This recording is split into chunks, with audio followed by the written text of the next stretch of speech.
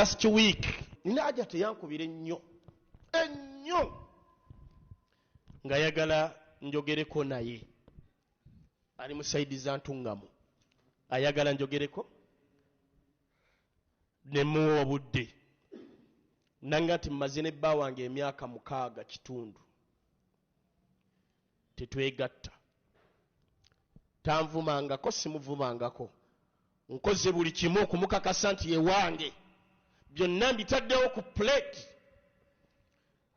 haji okuva lwe yadda gye yali alaze gye saakola ki nadda yatuukira mu ntebe mwe yasula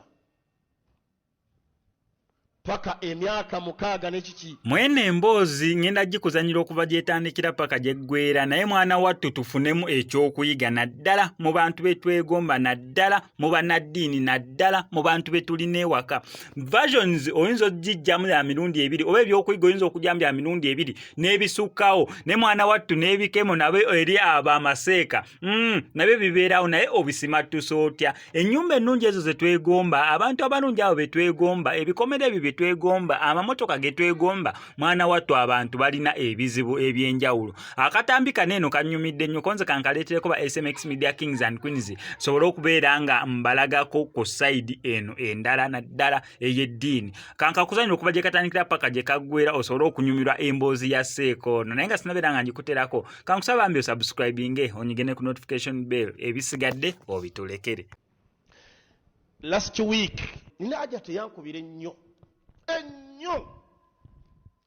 nga yagala njogereko naye ali mu saidi za ntungamu ayagala njogereko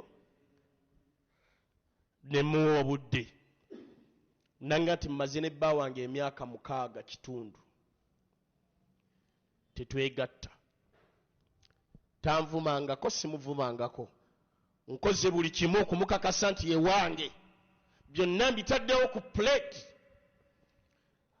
haji okuva lwe yadda gye yali alaze gye saakola ki nadda yatuukira mu ntebe mwe yasula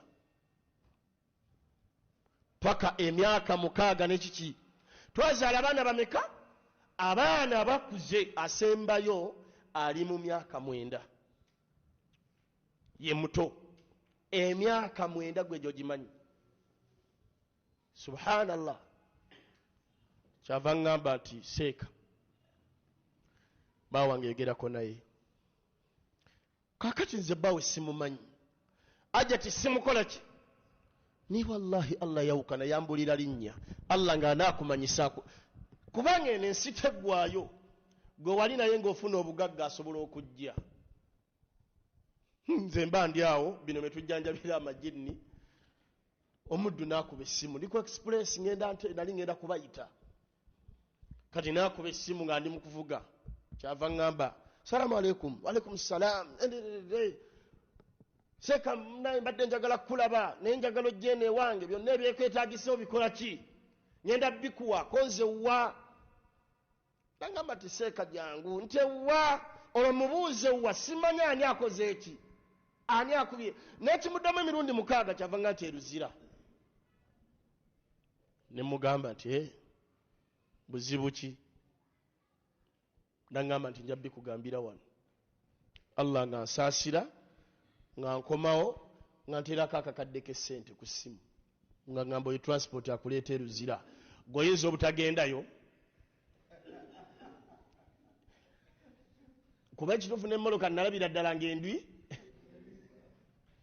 bw'otuuka ng'agenze kitegeeza nti wakweredde akakutwala ate zikuzza zo siba mubire Allahu akbaru jalla jalaaluhu netuuka Allah yasaasira netutuuka agenda ne mukwano gwange bwe twatuula omuddu alina ennyumba alina kye bayita house mu luzungu Faisal tolaba nti olina enju gye wandagako saba Allah agikuumire ekituufu omuddu alina house yes natuuka nensiriikirira ng'omuddu ali myaka nga mubutuufu emyaka bwemba kubasajja mubuuza esitimu yange ngali myaka nga 29 kwameka nga nange kennyini ndabira ddala mu musinga naye yala zinkuba tezimpummuza ng'ayina akakyala kanyiriranga budde bwa kumakya. Astagfirullah. Nga waliwo abaddu abaana abasajja balina obukyala ng'ekituufu kanyiriranga budde bwaki. Astagfirullah. Kuba kambuuzaako n'enjoka ne zidda waggulu zisi. Ne ŋŋamba la ilaha illallah. Olwo kati abeera nako. Ebyamazima mazima waliwo obukyala nga buki muzikiri gwosoboye mwebuli hakkan basaba Allah tulage ku bukyala obulungi. Omukyala ku duniya anyuma nga kituufu muki gwe bagambye owange mu byoli okuŋŋambe nti ampulira nange mwesiimisa. Naye kambuuzaako akaana mu luzungu. Hey, assalamu alaikum. Nandabira ddala enziramu gyampadde salaamu nga nina kumuddamu kumpi Mukama. Nange ngonzeeku kaloboozi mbeesingaku waalaikum salaamu ng'ekituufu eryange effu. Naye nga nze ndaba njogedde buti. Hope you're fine. Good morning. Ne mugati aja ati nsaba ogende. Kyava ngamba musiraamu najera ngati Sheikh alhamdulillah ako kekamu ku bukyala bwange. Ako kekamu kitegeeza ayina abakyala basukka mameka mu babiri oba mu basatu. Ye ngamba oyo omu ku bakyala bange. Ne mugamba nti osobola otyo mu maintaininga ku bulungi bwe. Nange ati ate mwatunze obulungi bwe si bwe ndaba.